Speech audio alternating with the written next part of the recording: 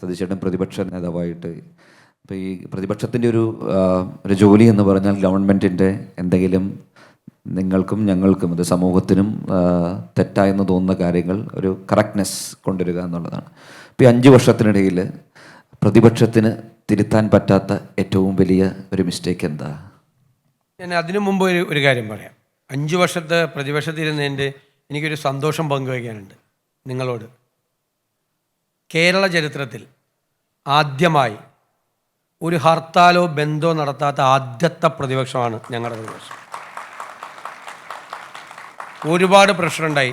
No, നിങ്ങൾ നാളെ ബാങ്കിൽ പോകരുത്, സ്കൂളിൽ പോകരുത്, കോളേജിൽ പോകരുത്, ജോലിക്ക് പോകരുത്, ആശുപത്രിയിൽ പോകരുത് എന്ന് പറയാനുള്ള റൈറ്റ് ഒരു ഓർഗനൈസ്ഡ് കമ്മ്യൂണിറ്റിക്ക് ഇല്ല എന്ന് വിശ്വസിക്കുന്നു. മാത്രമല്ല അഖിലേന്ത്യാ പണിമുടക്ക് ഇവിടെ മാത്രമേ പണിമുടക്കാണുള്ളൂ, കേരളത്തിൽ മാത്രം. വേറെ കർണാടകത്തിൽ ചെന്നാൽ, തമിഴ്നാട്ടിൽ ചെന്നാൽ, UP ചെന്നാൽ, ബോംബെ ചെന്നാൽ അവർ അറിഞ്ഞിട്ട് പോലുമില്ല പണിമുടക്ക്. ആ കാലമൊക്കെ മാറി. കേരളം ആ തിരിച്ചുവരവാണ്. നെഗറ്റിവിറ്റി അല്ല നമുക്ക് ചെയ്യേണ്ടത്, ഡിസ്കോസാണ് നമ്മൾ ചെയ്യേണ്ടത്. ഗവൺമെൻറ്റിനെ തിരുത്താൻ പറ്റാത്തത് എന്ന് പറയുന്നത് ഞാൻ പറഞ്ഞല്ലോ, ഈ നമ്മുടെ ഇക്കോണമി തകർന്നുപോയി.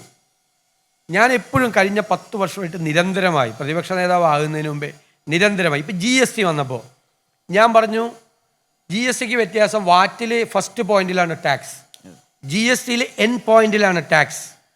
അപ്പോൾ കൺസ്യൂമർ സ്റ്റേറ്റാണ് കേരളം.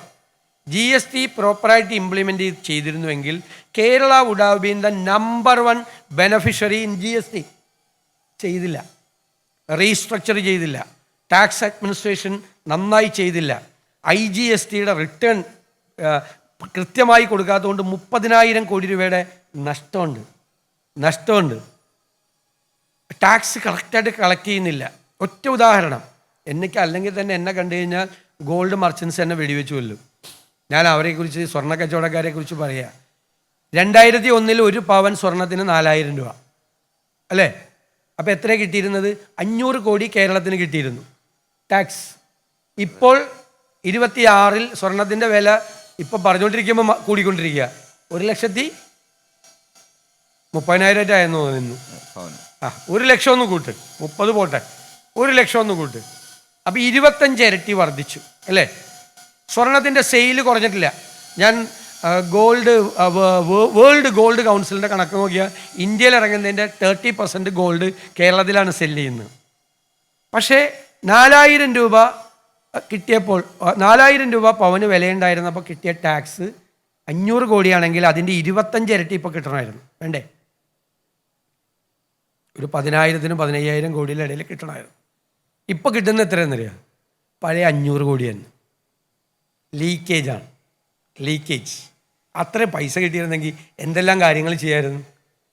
സ്വർണ്ണ കച്ചവടക്കാരെ എന്നെ കണ്ടാൽ ശരിയാക്കില്ലേ? അല്ല, നമ്മൾ ഇപ്പോൾ ഒരു UDF ഗവൺമെൻറ് വരുവാണെങ്കിൽ ഇതിനൊരു KPI വെച്ച് ഈ ഒരു ടാക്സ് അവിടെ ഒരു പ്രോഗ്രസ് കാർഡായിട്ട് നമുക്ക് 1 വർഷം കഴിയുമ്പോൾ അതൊന്ന് ഇവാലുവേറ്റ് ചെയ്ത് അതേ കോൺഫിഡൻസോടെ പറയാൻ പറ്റുമോ നമുക്കിത് എക്സിക്യൂട്ട്? ഉറപ്പായിട്ട് ചെയ്തിരിക്കും, ഉറപ്പായിട്ട് 100%. ഒരു വിട്ടുവീഴ്ച ഉണ്ടാവില്ല. ഒരു വിട്ടുവീഴ്ച, സ്നേഹമായിരിക്കും അവരോട്, അവരുടെ ബിസിനസ്സിനെ സപ്പോർട്ട് ചെയ്യും, എല്ലാ കാര്യങ്ങളും സപ്പോർട്ട് ചെയ്യും. പക്ഷേ ടാക്സ് അടക്കണം.